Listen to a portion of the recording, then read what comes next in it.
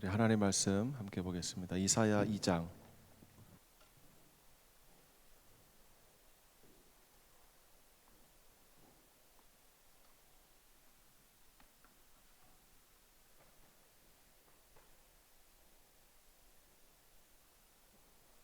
이사야 2장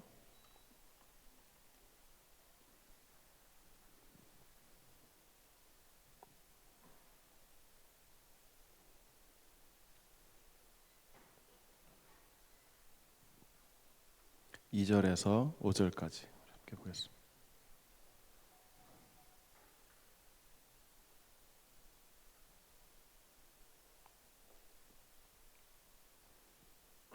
이사야 2장 2절에서 5절까지 우리 다 같이 한 목소리로 읽도록 하겠습니다. 시작.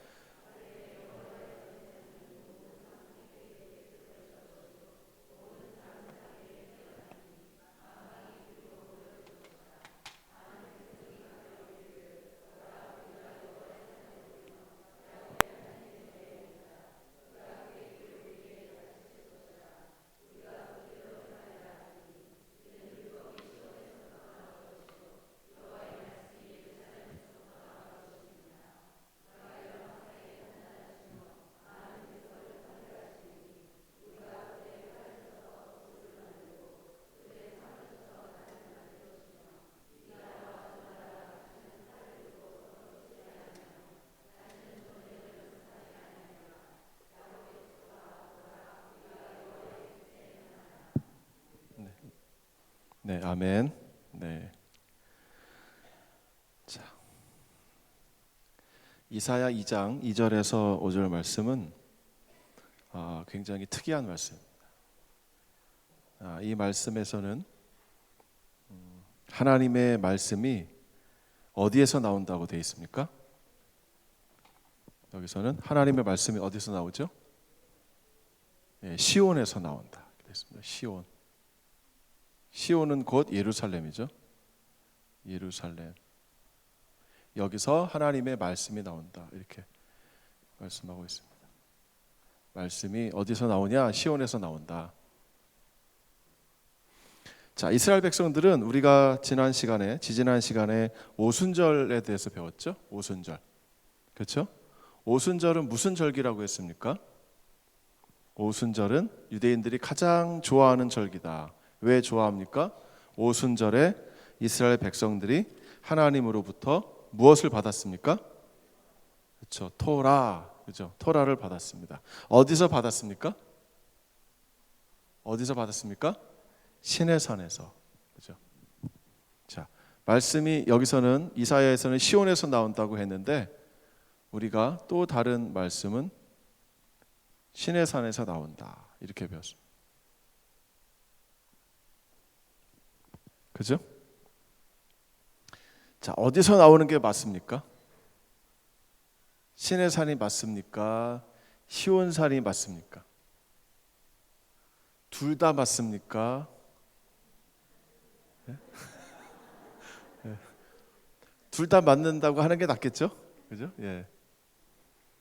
자, 그런데 여기 이 시내산에서는 누구에게 말씀을 주셨습니까? 누구에게? 그렇죠. 이스라엘에게 말씀을 주셨죠. 이스라엘에게. 이스라엘의 정체성을 만들어 주셨다. 그렇죠? 이스라엘이 누구냐? 너네들은 어떻게 살아야 할 것이냐? 아이덴티티를 주기 위해서 시내산에서 하나님 이스라엘 백성들에게 토라를 주셨습니다. 그렇죠? 토라 말씀을 주셨습니다. 그런데 오늘 나오는 이 본문을 보게 되면 시온에서 하나님은 또 말씀을 주십니다. 근데 여기서는 그 말씀을 누가 받습니까? 만방이 그리로 모여들 것이라. 이 만방이 누굴까요? 네, 열방을 말합니다. 콜하 고임. 고임 해보세요. 고임. 고임. 자, 이 고임이라는 것은 이방인들을 말합니다. 고임. 예. 단수는 고이, 복수는 고임. 예. 여기서는 만방이라고 해석을 해서 그러고 또 3절에 가면 많은 백성이 말하며 이르기를, 예, 가며 이르기를. 아밈. 여기서는 또 아밈이라는 말도 썼습니다. 아밈. 이 고임 아밈, 예. 이 고임이나 이 아밈은 다 열방을 말하는데 또 뒤에 레우밈이라는 단어도 등장합니다. 레우밈. 이건 다 같은 말이에요. 다 이방인을 가리켜서 하는 말입니다.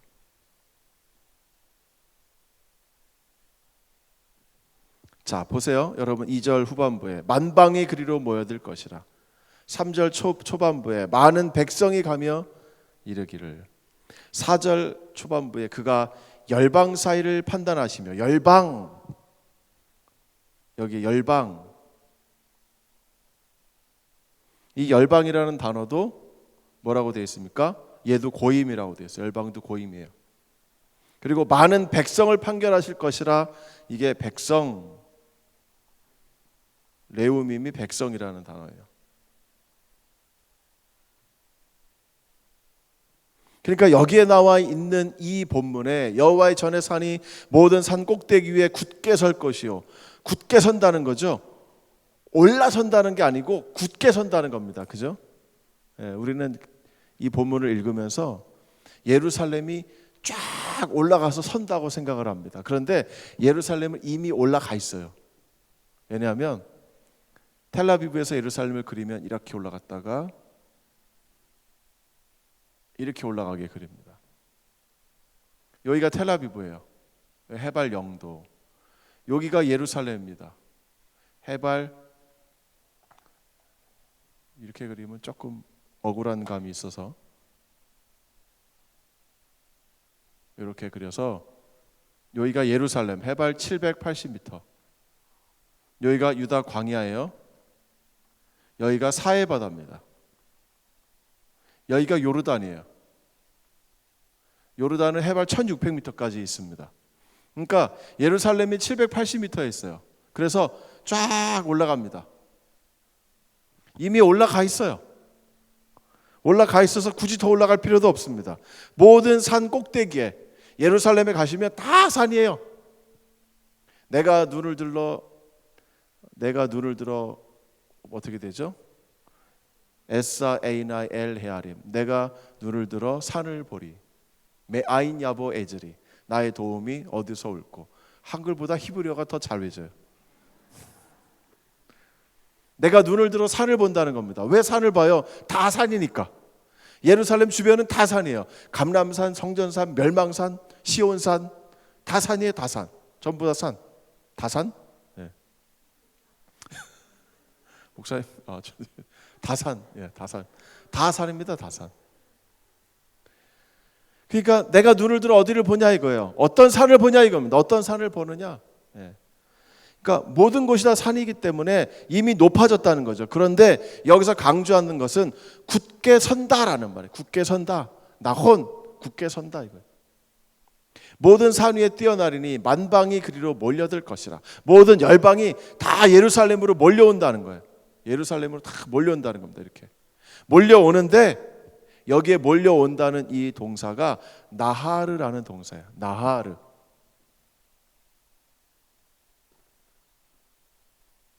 나하르. 이 나하르라는 말은 강물이 쫙 흘러 올라가는 걸 말합니다. 여러분 기가 막히잖아요. 강물이 아래에서 위로 올라가요. 그죠? 강물이 아래에서 위로 올라간다는 말이에요. 어떻게 0에서 780m로 거꾸로 올라갑니까? 꼭 내려오면 내려왔죠. 근데 열방이 그렇게 올라간다는 말이에요. 강물처럼 쫙 예루살렘으로 몰려온다는 거예요. 열방이. 지금이 그때예요. 지금 여러분 이스라엘 가보세요. 성지 순례객들이 다 몰려와요. 그곳으로. 거기 와서 하나님 말씀을 듣고 아무도 예배하지 않는 그곳에서 하나님을 예배하기 위해서 이스라엘로 막 몰려드는 거예요. 여러분 이스라엘이 선교 몇 프로 크리스찬이라고 했습니까? 0.3%예요. 0.3%. 완전 미전도 종족입니다. 미전도 종족이에요. 진짜 미전도 종족입니다. 교회는 엄청 많아요. 그리스 정교회, 또 가톨릭 교회, 콥틱 교회, 시리안 교회, 아르메니안 교회, 교회는 엄청 많아요. 그거 다 무슨 교회예요? 기념교회예요. 기념교회란 말 아세요? 네. 기념하기 위해서 세운 교회예요. 거기 성도들이 없어요. 거긴 수사들만 와서 땡그랑 땡그랑 종치고 그 빈 교회를 맨날 정결케 한다고 이 향 뿌려가며 이러고 있어요. 그것도 오래도 해요. 1시간씩 합니다. 성지순례 못하게 방해만 해요. 그 사람들이 진짜 진지합니다. 막 땅바닥에 키스하고 장난 아니에요. 교회가 많으면 뭐합니까? 하나님은 예배하지 않고 자기들 청소만 하는데 뭐 얼마나 더러워졌다고 그렇게 맨날 청소하나 봐요. 수많은 사람들이 지금 예루살렘으로 몰려갑니다. 근데 거기서 그들이 말하기를 오라 우리가 여호와의 산에 오르며 하나님의 전에 오르자. 누가 하는 말이에요? 누가 이 말을 합니까? 누가? 이방인들이. 이상하지 않아요? 이사야서인데 이사야서. 여러분 이사야는 언제 시대 사람입니까? 우시야, 요담, 아하스, 히스기야. 그죠? 보통 예언들이 아하스와 히스기야 시대 예언으로 가득 차 있습니다. 두 개의 큰 전쟁을 치르고 있어요. 734년에 디글라필리스 3세 전쟁과 주전 701년에 누굽니까? 사네립 전쟁. 이 두 개 전쟁이 이사야 1장부터 39장을 다 채우고 있습니다. 그런데 그 중간에 딱 1장이 시작한 2장 초반부에 바로 유다, 이스라엘이 주인공이 아니라 열방이 주인공이 이 말씀이 들어있다는 거예요. 열방이 하는 얘기를 이사야가 기록하고 있다는 거예요. 여러분 놀랍지 않습니까? 그죠? 놀라운 거예요. 이렇게 하세요. 진짜 놀라운 거예요. 예. 모르시는 분들은 몰라서 그런 거예요. 진짜 놀라운 일입니다. 왜 열방을 예언하냐 이거예요. 열방을 왜? 그리고는 그가 말합니다. 그가 우리의 길을 그의 길을 우리에게 가르치실 것이라. 우리가 그러면 그의 길로 행할 것이다. 이는 왜냐하면 율법이 시온에서 나올 것이요 여호와의 말씀이 예루살렘에서부터 나올 것입니다.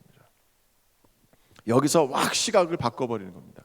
지금까지 이스라엘 유대인들은 유대교는 자신들이 믿고 있는 모든 율법이 다 시내산에서 나왔어요. 시내산 계약에서 자신들의 정체성을 찾았습니다. 우리는 시내산 계약의 자손들이에요. 시내산에서 주신 말씀을 우리는 반드시 지켜야 된다는 거예요.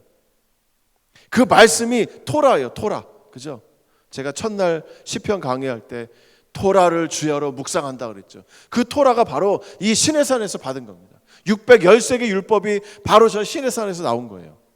이게 온 유대교를 잡고 있는 틀이에요. 기반이에요. 이걸 안 지키면 유대인이 아니에요.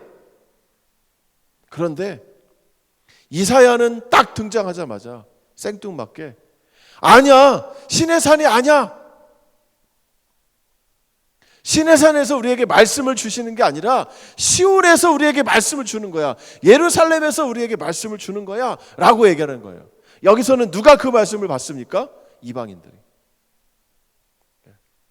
여러분 하나님 말씀 받고 싶으시면 먼저 교회로 오셔야 돼요. 그죠? 예루살렘으로 확 오시면 못 받아요. 목사님하고 같이 와야 받는 거예요. 아무렇게나 오신다는 요즘 아무나 막 오시는 분들 많아요. 이스라엘에. 자다가 일어났는데 하나님이 예루살렘 가서 기도하라 그랬대요. 그래갖고 대한항공 공항에 가가지고 비행기 표 끊고 그냥 예루살렘으로 오는 거예요. 택시 타고. 어디가 어디인지를 알아야지. 그냥 아무데나 막 다니는 거예요. 이러고 딱 보면 약간 넋이 나갔어. 이렇게 반 나갔어. 제가 지나가다가 그 예루살렘 안에 구도시는 다 돌로 돼 있거든요. 바닥이. 그러니까 이런 여행용 가방을 끌고 다니는 사람이 없어요. 왜냐하면 호텔에 두고 오지 이렇게 끌고 다니는 사람이 없거든요. 근데 한국 사람이 그걸 끌고서 이러고 가는 거예요. 두리번하면서 불안해가지고 같은 교민이니까 한국 사람이니까 어디 가세요? 그랬더니 통곡외벽 간대. 통곡외벽 반대쪽이에요. 하나님이 그건 얘기 안 해주셨나 봐. 엉뚱한 데로 가는 거예요. 통곡외벽 간다고. 반대쪽이에요. 딱 보더니 약간 의심하려고 그래. 저 여기 17년 살았어요. 그랬더니 그러면서 반대쪽으로 가는 거예요. 그래도 불안하잖아요. 그래서 한인 회장의 이 카드를 줬습니다. 혹시나 호텔 필요하시면 연락하시라고. 이분 여행사 하시니까. 그랬더니 그 다음 주 교회에서 만났어요. 이분이 저한테 말하는데 그 다음 날, 제가 그분 만난 다음 날 한 택시 기사가 자기한테 전화를 했대요. 왜 그러냐 그랬더니 한국 여자가 한국에 간다고 택시를 타고 공항에 가자고 그래서 태워줬더니 택시비가 터무니없이 비싸다고 자기를 사기친다고 택시비를 못 주겠다는 거예요. 그리고는 이 전화번호를 내밀었다는 거예요. 그래가지고 전화를 했더니 그 한인회장하고 연결이 된 겁니다. 무슨 얘기인가 들어봤더니 이스라엘에 왔더니 전부 자기를 사기친다는 거예요. 원래 이스라엘은 물가가 비싸요. 한국보다 3배나 비싸요. 강남보다 조금 더 비싸요. 네. 그래가지고 다시 가야 되겠다는 거예요. 그러면 하나님이 가라 그런 건 맞아요? 이런 사람들이 많아요. 요즘 다 뜨면 이스라엘, 다 뜨면 예루살렘 막 이러니까 영어도 안 돼, 히브리어도 안 돼, 한국말도 잘 못하는 것 같아요. 그런 분이 그냥 비행기 타고 오는 거예요, 이스라엘에. 심각합니다. 가이드 있잖아요, 가이드. 네? 저한테 전화라고 오셔야지. 그냥 가시면 어떡해요? 그냥 아무나 다 오는 게 아닙니다. 이방인에게 하나님이 주시는데 시온에서 이방인들에게 말씀을 주신다는 겁니다. 근데 그 말씀이 무슨 말씀이냐면 4절에 그 내용이 나와요. 4절 한번 읽어보십시다. 다 같이 시작. 그가 열방 사이에 판단하시며 많은 백성을 판결하시리니 무리가 그들의 칼을 쳐서 보습을 만들고 그들의 창을 쳐서 낫을 만들 것이며 이 나라와 저 나라가 다시는 칼을 들고 서로 치지 아니하며 다시는 전쟁을 연습하지 아니하리라. 이것은 그 말씀에 들은 결과로 이렇게 된다는 겁니다. 그럼 무슨 말씀을 하셨다는 얘기예요? 다른 말이에요. 이걸 유니버설리즘이라고 합니다. 그리고 아래 내셔널리즘, 민족주의. 무슨 말입니까? 아니야, 유다만, 우리 민족만 구원을 얻을 것이야 라고 얘기를 하는 겁니다. 이 두 가지가 그 당시에 충돌을 일으킵니다.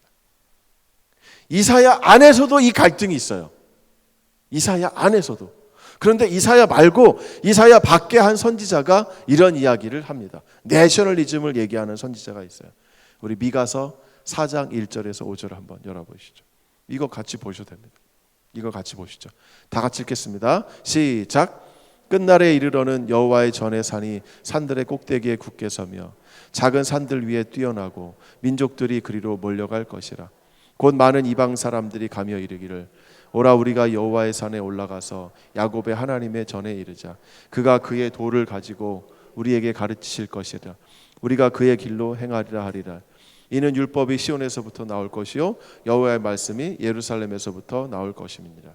그가 많은 민족들 사이에 이를 심판하시며 먼 곳 강한 이방 사람을 판결하시리니 무리가 그의 칼을 쳐서 보습을 만들고 창을 쳐서 낫을 만들 것이며 이 나라와 저 나라가 다시는 칼을 들고 서로 치지 아니하며 다시는 전쟁을 연습하지 아니하고. 자, 여기까지 똑같죠? 여기까지 이사야랑 똑같습니다. 조금 차이는 있지만 별 차이 없어요. 자, 이제 4절. 자기 포도나무 아래와 자기 무화과 나무 아래에 앉을 것이라. 그들을 두렵게 할 자가 없으리니 이는 만군의 여호와의 입이 이같이 말씀하셨습니다. 자, 각 사람이 자기 포도나무와 무화과 나무 아래에 앉을 것이라. 이건 아주 평화스러운 시기를 바랍니다. 그러니까 평화 시대가 온다는 거예요. 이렇게 해서 그다음에 이제 정말 중요한 것이 5절입니다. 시작. 만민이 각각 자기의 신의 이름을 의지하여 행하되 오직 우리는 우리 하나님 여호와의 이름을 의지하여 영원히 행하리로다. 자, 만민은 누구 신을 의지해요? 자기 신. 그죠? 유대인들에 따르면 열방은 70개 부족으로 돼 있다고 합니다. 70개 나라예요. 70개 나라라 신들도 70개예요. 그 신들은 다 뭐냐 하면 해, 달, 별. 해, 달, 별을 하나님께서 이방 나라들에게는 해, 달, 별을 신으로 섬기도록 줬다는 거예요. 그래서 해신 섬기잖아요. 달신 섬기자. 여러분 이슬람의 이 달 모양이 있잖아요. 달신이잖아요. 너네들 신 섬겨. 오직 우리는 우리 하나님 여호와의 이름을 의지하여 영원히 행할 것이라. 우리는 하나님 섬길 테니까 너네는 너네 신 섬겨. 이렇게 얘기하는 겁니다. 이사야와는 개념이 굉장히 다르죠. 개념이 굉장히 다릅니다. 그러니까 미가는 자기 민족만 여호와 하나님의 백성이고 다른 사람들은 각자 너네 신 섬기라는 거예요. 그러나 이사야는 뭐라고 말합니까? 아니야. 온 열방이 다 하나님을 섬길 거야 라고 얘기를 하고 있습니다. 자, 이것도 여러분 잘 아시는 구절이죠. 이사야 19장 19절에서 25절 제가 읽겠습니다.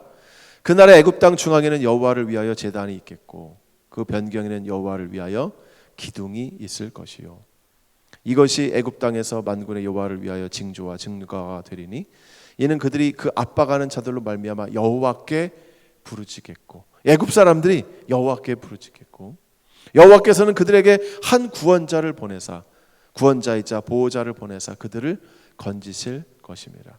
여호와께서 자기를 애굽에 알게 하시리니 그날의 애굽이 여호와를 알고 제물과 예물을 그에게 드리고 경배할 것이요 여호와께 서원하고 그대로 행하리라. 여호와께서 애굽을 치실지라도 치시고는 고치실 것이므로 그들이 여호와께로 돌아올 것이라. 여호와께서 그들의 간구함을 들으시고 그들을 고쳐 주시리라. 그날의 애굽에서 아수르로 통하는 대로가 있어. 아수르 사람은 애굽으로 가겠고 애굽 사람은 아수르로 갈 것이며 애굽 사람이 아수르 사람과 함께 경배하리라. 그날에 이스라엘이 애굽 및 아수르와 더불어 셋이 세계 중에 복이 되리니 이렇게 번역을 했는데 이 번역은 조금 오류가 있어서 제가 이렇게 수정하겠습니다. 이스라엘은 그 중에 세 번째가 될 것이야. 애굽과 아수르 다음에. 누가 장자예요? 셋 중에? 애굽이 장자, 아수르가 둘째, 이스라엘이 셋째.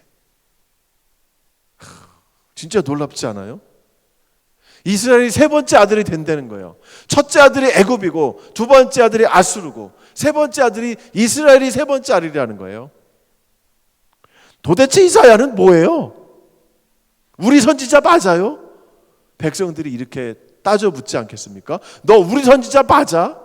왜 우리가 셋째라는 거야? 25절 이는 만군의 여호와께서 복을 주시며 이르시되 내 백성 애굽이요 내 손으로 지은 아수르요 나의 기업 이스라엘이요 복이 있을지어다 하실 것임이라. 정말 놀라운 예언을 하고 있습니다. 자, 44장 5절 이것도 중요한 구절이니까 여러분 성경에 찾아서 표시해 두세요. 이사야 44장 5절. 자, 제가 읽겠습니다.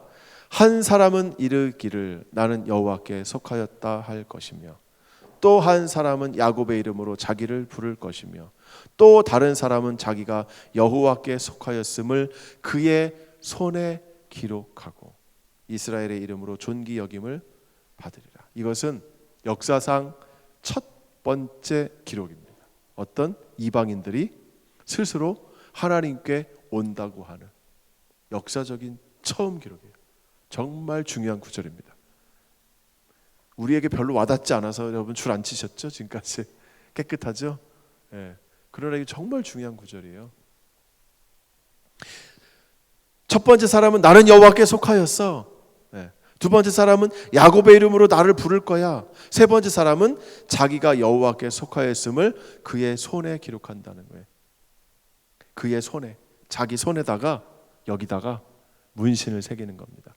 여러분 노예가 되면 그 이집트의 노예가 되죠. 그럼 이집트 왕이 자기 이름 또는 자기 신의 이름을 이 노예 손에다 새기는 거예요. 여러분 이집트에 가면 콥틱이라고 하는 크리스찬들이 있습니다. 이 사람들은 아이가 태어나면 여기가 정맥이에요, 동맥이에요. 여기 파란색 피 띠는 데 있죠. 여기다가 십자가를 탁 문신을 해버립니다. 파란색으로. 그럼 어디 가서 딱 일하다가 이렇게 하면 문신이 다 보이는 거예요. 이집트는요 주민등록증에 종교를 쓰게 돼 있어요. 콥틱, 크리스찬, 무슬림 쓰게 돼 있습니다. 카이로에 100만 명의 콥틱 교도가 살아요. 나중에 여러분 기회 되시면 지금은 이제 복잡하니까 못 가시지만 목가땀이라는 마을이 있습니다. 목가땀.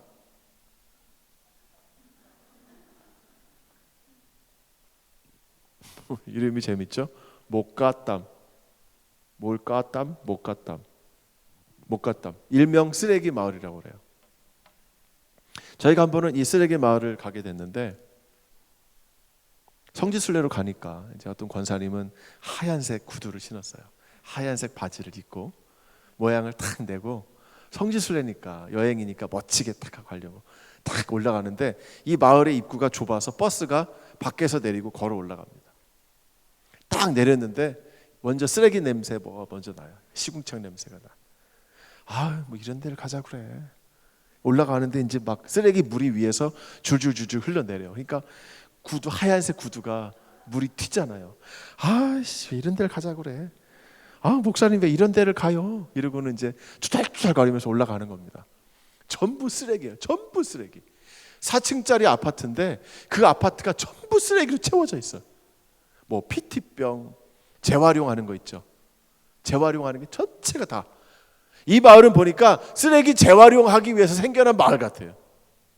근데 거기를 거쳐서 거기 어린애들이 놀고 있어요. 그 쓰레기 그 더미 속에서, 그 시궁창 속에서 막. 아, 쟤들 왜 저렇게 생겼냐? 이러고서는 이제 막 올라갔습니다.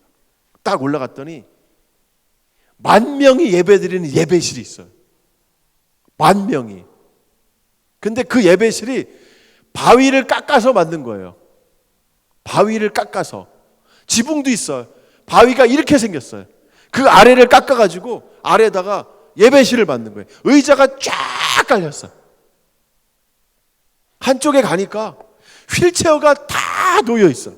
저건 뭐예요? 그랬더니 병자들이 와서 예배하고 버리고 간 거래. 휠체어에 앉아 와가지고 갈 때 필요 없잖아. 놨으니까 버리고 간 거래 그냥. 거기 앉았는데 와 정말 은혜가 있는 거예요. 여기서 일하는 이 100만 명의 목가땀 이 콥틱 교도들은 10의 5조를 11조를 해요. 이 교회를 운영하기 위해서. 이 사람들이 새벽 2시면 일어나서 카이로 전역으로 리어커를 끌고 나가요. 저녁에 있는 쓰레기를 주워 오는 거예요. 새벽 2시에 나가서 아침 6시에 돌아와요. 그러면 하루 종일 그것을 분리수거하는 거예요. 그럼 거기서 이걸 팔아가지고 얻은 돈의 10의 5조를 11조를 해요. 너무너무 부끄러운 거예요. 우리 올라올 때 아우 냄새나, 아우 냄새나, 아유 구두에 뭐 묻었네 이러고 올라왔는데 거기서 엉엉 울면서 회개하고 헌금하고 그리고는 내려오는데 와, 그 쓰레기 더미가 향기가 나는 거예요. 향기. 여러분 아까 여러분 그 안수기도 해드릴 때 이거 발랐잖아요. 그죠? 이게 우술초 냄새예요. 제 손에 이게 냄새가 지금도 있어요. 얼마나 좋은지 몰라. 근데 이런 아주 이 냄새가 그 마을 전체에서 나는 것 같은 거예요. 그 권사님이 내려오면서 시무룩해서 내려와. 내가 그것도 모르고 나 구두 생각했다고. 이까지 구두가 뭐라고, 이까지 바지가 뭐라고. 거기서 뛰어노는 아이들이 그렇게 영혼이 맑고 깨끗하고 순수할 수가 없어요. 그 아이들의 손목을 보니까 걔들도 여기에 문신이 새겨져 있는 거예요. 십자가가. 어떤 애는요 이걸 지우려고. 왜냐하면 이게 있으면 취직을 못해요. 왜? 이슬람이 아니니까. 감추고 싶은데 이걸 지우려고 이걸 돌로 문지르는 거예요.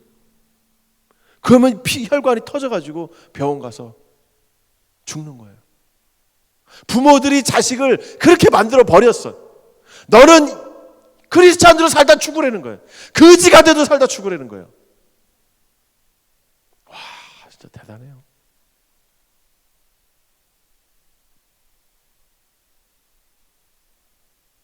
바로 이사야 44장 5절, 44장 5절의 이 말씀이에요. 나는 하나님께 속하겠다 하고는 여기다가 여호와 하나님의 이름을 쓰는 거예요. 여호와 하나님 히브리어로 어떻게 쓰는지 알려드려야 오늘 가서 새기실 것 같아서 그래도 또 히브리어로 쓰셔야 또 멋지지 않겠습니까? 자, 잘 보시고 엉뚱하게 쓰시면 안 돼요. 그럼 다른 신의 이름을 쓰는 거예요. 아시겠죠? 네, 자.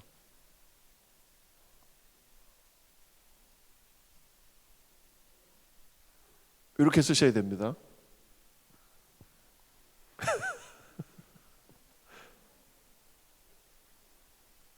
자, 괜히 문신하고 그러지 마세요.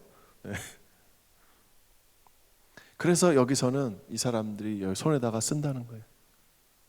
이게 역사적으로 최초로 이방인이 스스로 하나님께 와서 내가 하나님의 백성이 되겠습니다 라고 했다는 기록입니다. 자, 그리고 55장 3절에서 5절 이 부분은 건너가죠. 자, 그 다음에 이제 중요한 구절 56장 3절에서 8절입니다. 이사야 56장 3절에서 8절. 이 56장은 굉장히 중요한 장이에요. 자, 56장 3절부터 8절까지 제가 읽겠습니다. 여호와께 연합한 이방인은 말하기를 여호와께서 나를 그의 백성 중에서 반드시 갈라내시리라 하지 말고, 고자도 말하기를, 고자가 뭐죠? 고자? 이 거세된 사람, 그죠? 예. 환관, 그죠? 환관. 우리 조선 시대에는 내시가 있었죠. 예, 그런 사람을 말해요. 고자도 말하기를 나는 마른 나무라 하지 말라. 왜 마른 나무예요? 씨가 없으니까, 그죠? 생산을 못 한다는 거니까 마른 나무라 하지 말라. 여호와께서 이같이 말씀하시기를 나의 안식일을 지키며 내가 기뻐하는 일을 선택하며 나의 언약을 굳게 잡는 고자들에게는 내가 내 집에서 내 성 안에서 아들이나 딸보다 나은 기념물과 이름을 그들에게 주며 영원한 이름을 주어 끊어지지 아니하게 할 것이며 또 여호와와 연합하여 그를 섬기며 여호와 이름을 사랑하며 그의 종이 되며 안식일을 지켜 더럽히지 아니하며 나의 언약을 굳게 지키는 이방인마다 내가 곧 그들을 나의 성산으로 인도하여 기도하는 내 집에서 그들을 기쁘게 할 것이며 그들의 번제와 희생을 나의 제단에서 기꺼이 받게 되리니 이는 다 같이 읽겠습니다. 시작. 내 집은 만민이 기도하는 집이라 일컬음이 될 것이라. 이스라엘의 쫓겨난 자를 모으시는 주 여호와가 말하노니 내가 이미 모든 모은 백성 외에 또 모아 그에게 속하게 하리라 하셨느니라. 자, 여기서는 두 가지 부류를 하나님이 예루살렘에서 하나님의 백성으로 영접하시는 것을 말합니다. 첫 번째는 이방인. 3절에 나오죠. 여호와께 연합한 이방인. 여호와께서 나를 그의 백성 중에서 그의 백성 유다와 나를 갈라내실 것이라 말하지 말아라 이거예요. 안 갈라낸다? 그죠? 6절에 가보십시오. 여호와와 연합하여 섬기며 여호와 이름을 사랑하며 종이 되며 안식일을 지켜 더럽히지 아니하며 내 언약을 굳게 지키는 이방인마다 7절에 어떻게 합니까? 성산으로 인도하고 기도하는 내 집에서 그들을 기쁘게 할 것이고 그들의 번제와 희생을 내 제단에서 기쁘게 받을 것이다. 여러분, 예루살렘에 가서 지금은 성전이 없으니까 저희가 못하지만 지금은 제3성전이 스룹바벨 성전이 세워졌을 시대입니다. 이때가 스룹바벨 성전이 세워진 거예요. 그 성전에 이방인이 가서 하나님께 번제와 희생제사를 드린다는 거예요. 여러분, 그 성전은 누구 지으라고, 누구 위해서 만든 겁니까? 유대인들 위해서 만든 거 아니에요. 그죠? 유대인들 위해서 만든 건데 여기서 뭐라고 합니까? 이방인들이 와서 번제와 희생을 내 제단에서 내가 받는다는 거예요. 그럼 이방인들이 거기 가서 제물을 드린다는 거예요. 하나님께. 이게 말이 될 법한 얘기예요. 그죠? 번제를 드린다는 거예요. 이방인들이. 근데 그 이방인들이 뭘 지키면 된다고 합니까? 뭘 지키면? 안식일을 지키고 언약을 지키면. 여러분, 유대인이 되는 표징이 몇 가지가 있습니다. 유대인이라고 하면 유대교 신자. 뭐를 지키면 유대교 신자가 될까요? 첫째, 할례를 해야 됩니다. 그죠? 난지 8일 만에 할례를 해야 돼요. 둘째, 안식일을 지켜야 돼요. 셋째, 절기를 다 지켜야 됩니다. 절기. 넷째, 음식 규례를 지켜야 돼요. 이거를 지키면 유대인이라고 해요. 제일 중요한 게 뭐예요? 제일 중요한 게 뭐예요? 할례. 할례를 행해야 유대인이라는 표징이 됩니다. 할례를 안 하면 골치 아파요. 유월절도 못 먹어요. 할례 안 하면. 그죠? 근데 여기서는 뭐라고 합니까? 여기 여러분 7절 보세요. 6절 보십시오. 여호와의 이름을 사랑하며 그의 종이 되며 안식일을 지켜 더럽히지 아니하고 내 언약을 굳게 지키는 이방인마다. 할례 나와요, 안 나와요? 안 나와요. 이사야 선지자는 유대인들에게 그 중요한 할례 필요 없어요. 들어와. 너희가 원하면 다 들어와. 하나님 백성 되게 해줄게. 그래서 내 집은 만민이 기도하는 집이라. 이 만민이 누구예요? 이방인이에요. 내 예루살렘 성전은 이방인이 기도하는 집이라는 거예요. 굉장히 놀라운 말씀인 거예요. 유대인이 기도하는 집 아니에요? 유대인이 제사 드리는 집 아니에요? 그죠? 근데 이 문을 활짝 열어버린 거예요. 내 집은 만민이 와서 예배하려는 거예요. 우리가 가서도 예배할 수 있다는 거예요. 예? 우리가 거기에 주인공이 될 수 있다는 겁니다. 거기다 두 번째는 누굽니까? 고자죠. 여러분, 고자. 고자들은 후손이 없잖아요. 자손이 없잖아요. 그러니까 5절에서 내 아들이나 딸보다 나은 이 기념물과 이름을 그들에게 주고 영원한 이름을 주겠다는 거예요. 무슨 말이에요? 너네 이름을 성전에 있는 성벽에다가 새겨줄게. 장세호 이렇게 새겨주는. 저는 고자 아니에요. 예를 들면 장세호 이렇게 새겨줄게라는 거예요. 내 이름이 영원히 남게 해줄게라는 거예요. 여러분, 이 당시 왜 고자가 등장합니까? 페르시아 시대에 환관들이 많이 돌아왔습니다. 환관이 누구예요? 내시. 지금도 우리 조선 시대에도 궁중에 있는 모든 남자는 다 내시 아니에요. 페르시아 시대에도 그랬어요. 다 내시예요. 근데 그 내시들이 페르시아에서 이제 돌아오잖아요. 538년 고레스 등장하면서 1차 기한 명령 떨어지고 518년 성전을 짓고 515년 성전이 완공되면서 다 돌아온다는 거죠.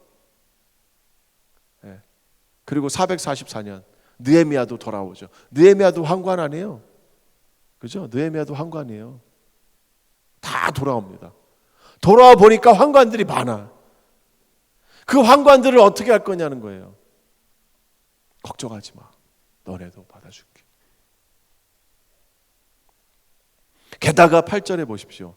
이스라엘의 쫓겨난 자를 모으시는 주 여호와가 말하노니 내가 이미 모은 백성 외에 또 모아서 또 들어오게 하겠다는 겁니다. 계속해서. 그래서 이사야는 56장 3절에 가면 이미 이방인에게 문을 활짝 열어버리고 맙니다. 그 중에 여러분 제일 아래 8장 사도행전 8장 27절 나오죠. 다 같이 읽어보겠습니다. 시작.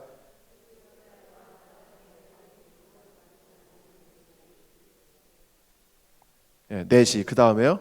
고자로 최초로 개종한 이방인. 기가 막히지 않아요? 여기에 등장한 이 고자가 그 최초가 에티오피아 간닥의 국고 맡은 관리인 넷이에요. 이게 신약에서 성취가 됩니다. 기가 막히죠? 그래서 이 사건이 기록이 된 거예요. 그 다음에 하나님이 빌립을 데리고 샥 옮기셔가지고 어디로 갑니까? 가이사랴로 가잖아요.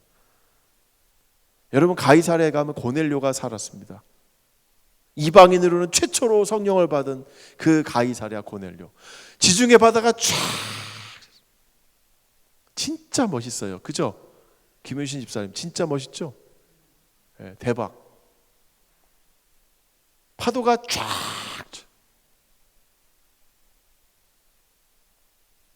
궁금하셔요? 네. 내년에 목사님하고 같이 오십시오. 진짜 감동이에요.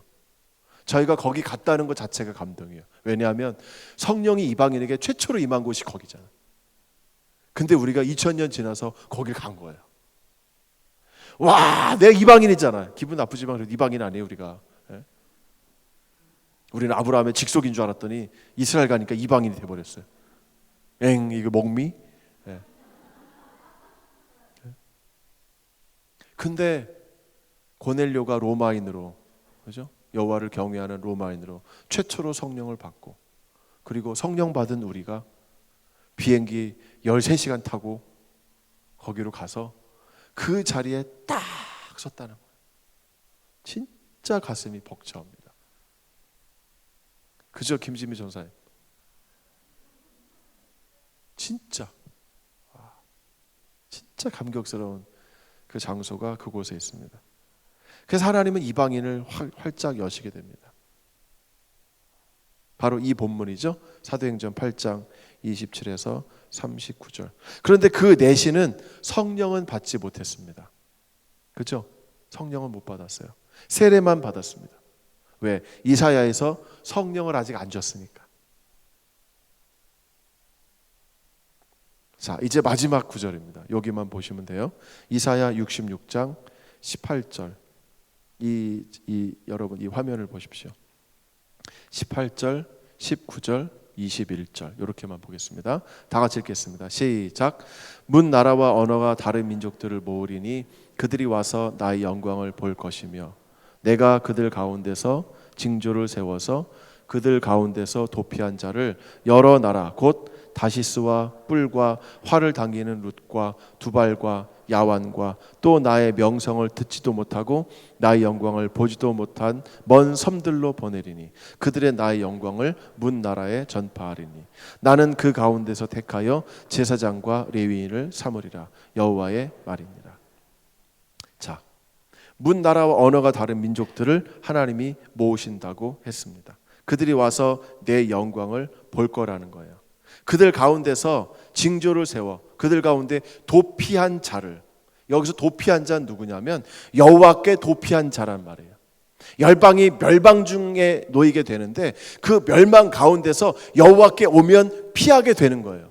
그러니까 열방 중에서도 멸망할 자들은 멸망하고 여호와께 도피한 자들이 있다는 겁니다. 이 사람들은 여호와께 개종한 사람들이에요. 이런 사람들을 하나님이 여러 나라에 보낸다는 겁니다. 그 나라는 나의 명성을 듣지도 못하고 여호와를 알지도 못하고 영광을 보지도 못한 먼 섬들로 보낸다는 거예요. 이사야는 먼 섬들이 뭐라고요? 열방, 전도의 대상. 진짜 섬들도 있지만 대표적인 걸 말하는 거예요.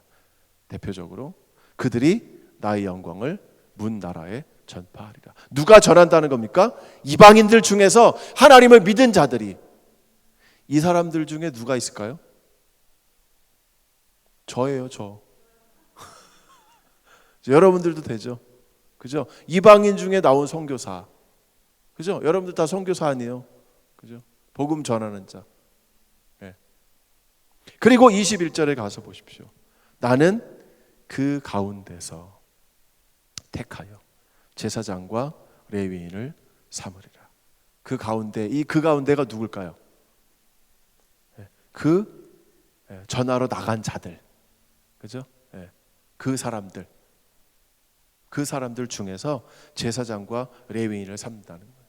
왜 제사장과 레위인을 삼아요? 그럼 이 누구예요? 이방인 중에서 제사장과 레위인을 삼는다는 거죠. 왜 제사장과 레위인이 이방인 중에 필요합니까? 이 시대를 보면 하나님을 섬기는 방법을 가르쳐주고 제사를 해주는 사람이 제사장과 레위인이잖아요. 그죠? 근데 이 사람들이 어떻게 알고 하나님을 섬기겠어요? 그러니까 파송돼 나간 그 사람들 중에서 이방인과 제사장과 레위인을 삼아서 그들을 가르치게 하겠다라는 거죠. 기가 막히죠? 하나님은 이스라엘인들 중에서만 제사장과 레위인을 삼는 게 아니라 열방의 복음을 전하도록 하기 위해서 이방인들 중에서도 제사장과 레위인을 삼으신다는 거예요. 아멘. 예. 그래서 베드로가 그런 말을 한 거예요. 너희는 왕 같은 제사장이라. 너희는 왕이다. 너희는 제사장이다.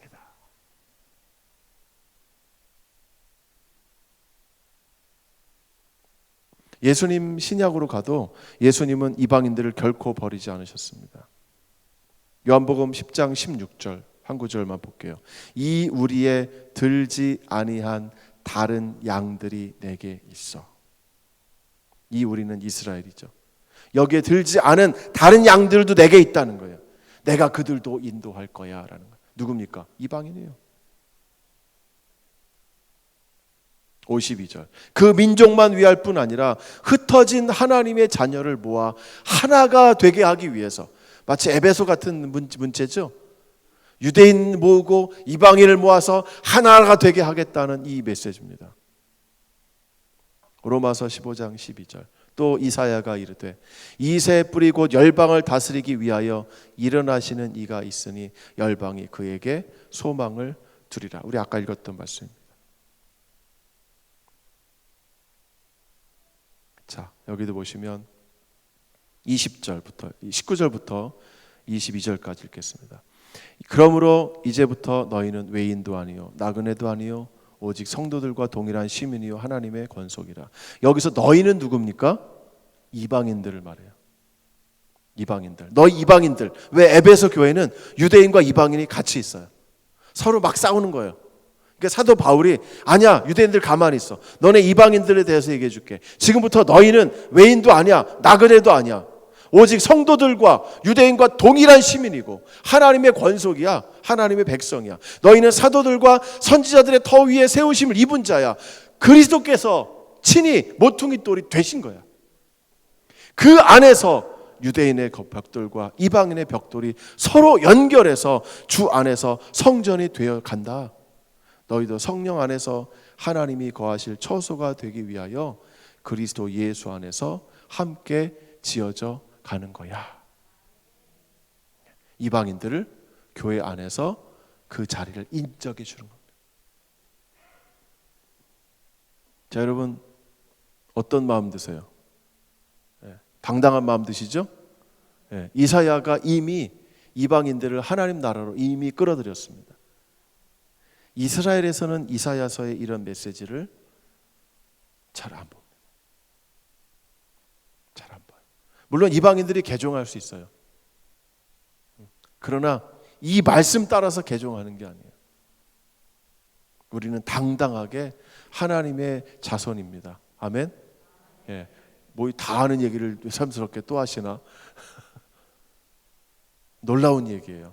구약 자체가, 구약 성경이 이미 그리스도가 오시기 전에 이미 구약 성경 자체가 이방인들을 하나님의 백성으로 받아들이고 있습니다.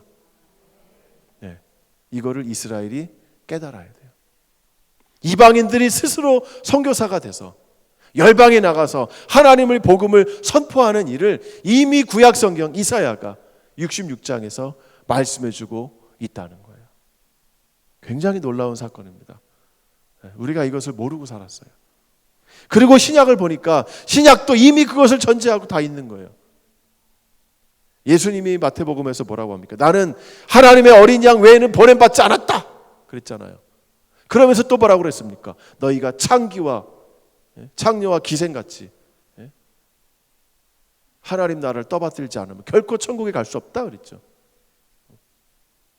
복음이 어디입니까? 저 아셀 지파에 있는 이방인 여인에게 임하게 되죠. 마태복음은 두 얼굴을 갖고 있어요. 하나는 유대인에게만 줘야 된다라고 말하면서도 그 틈틈이 이방인들에게 복음이 간다는 걸 가르쳐주고 있습니다. 그래서 우리는 지금 이스라엘에 우리가 올라가야 될 것이고 전 세계가 함께 주의 복음 안으로 나아가야 될 줄로 믿습니다. 우리 한번 기도하면 좋겠습니다. 우리가 이런 지식을 우리가 쌓은 거예요. 이제 우리가 이스라엘 위해서 한번 기도하면 좋겠습니다. 하나님, 이스라엘이 이 이사야의 말씀을 듣게 하옵소서.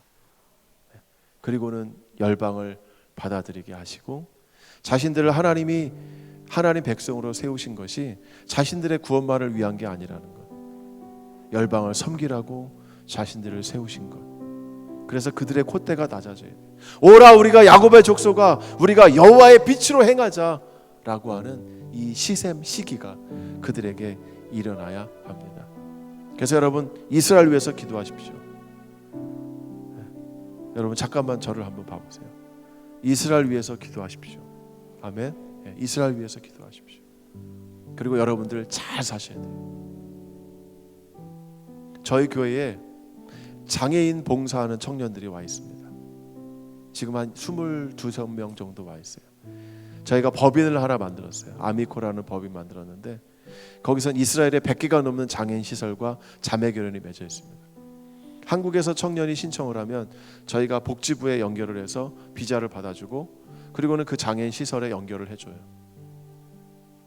그럼 저희가 비자를 다 받아주는 거예요. 와서 2년간 일을 할 수가 있습니다. 그럼 이 친구들이 유대인 장애인들 속으로 들어가는 거예요. 어떤 친구는 진짜 정신지체, 육체지체, 그리고 전쟁으로 싸워서 몸 다쳐서 못 쓰는 사람들, 10대 소년인데 몸이 다 구부러졌습니다. 이런 자매들만 10여 명씩 이렇게 수용되어 있는 그런 시설이 있습니다. 큰 데는 뭐 50명, 60명 있는 데도 있어요. 작업치료, 음악치료, 수업하는 거 도와주고 그들과 하루에 7, 8시간씩 계속 같이 있는 거예요. 찬양 불러주면 너무 좋아해. 애들이 얼마나 이쁘냐면 그 막 이렇게 된 애들을 가서 사랑으로 꼭 안아줘요. 저희가 신방을 갑니다. 맛있는 거 사줘요. 너네들 봉사하는데 수고 많다. 정말 사랑 많이 해줘라. 너네들 사랑으로 이들이 예수 그리스도의 사랑을 알게 하라. 우리 이방인이 이스라엘에 와 있으면 다 크리스찬이에요. 말 안 해도 알아요. 불교 신자가 이스라엘 오겠어요? 그죠? 이스라엘에 성지 순례하다 보면 사람들이 그런다 그랬지. 저보고 목사님 절로 가요? 이렇게 물어요. 그럼 여기 절 없어요? 제가 그래요. 절 없어요 이스라엘에. 불교 신자 이스라엘 안 옵니다. 다 크리스찬인 거 알아요. 크리스찬들이 이스라엘 가서 정말 행복하게 잘 살라고 제가 청년들에게 부탁합니다. 너네 진짜 잘 살아야 돼. 너네 진짜 행복하게 살아야 돼. 하 꼴꼴 하 꼴꼴 하 꼴꼴 하 깔깔. 정말 재밌게 잘 살아야 돼. 웃어. 걱정하지 마. 하나님이 너네 미래 책임져 줄 거야. 너네들의 인생의 11조를 하나님께 드리기 때문에 하나님 너네들을 책임질 거야. 정말 잘 살아야 돼. 그래서 이방인들이 저렇게 잘 사는 모습을 보고 그리스도를 믿는 사람들은 저렇게 잘 사는구나. 여러분 그렇게 사시기를 주의 이름으로 축복합니다. 싸우지 마세요. 여러분들이 베푸시면 되잖아요. 그죠? 잘 사세요. 행복하게 사셔야 돼요. 부부가 화목하세요. 가족들하고 행복하게 사세요. 이걸 주변 사람들이 볼 거 아니에요. 그럼 그리스도의 사람들은 저렇게 사는구나. 그죠? 우리 이를 위해서 한번 기도합시다. 하나님, 이스라엘의 복음이 증거되게 하옵소서. 그리고 우리가 정말 잘 살아서 이스라엘에 봉사로 나간 선교사들과 또 수많은 봉사자들이 정말 행복하게 잘 살아서 복음을 증거하는 통로가 되게 하옵소서. 유대인들이 이사야가 선포한 이 메시지를 듣고 이방인들에게도 하나님이 주신 그 몫이 있다는 것을 깨닫고 마지막 때를 준비하는 그런 시대가 되게 하옵소서. 우리 다 같이 한번 기도하겠습니다.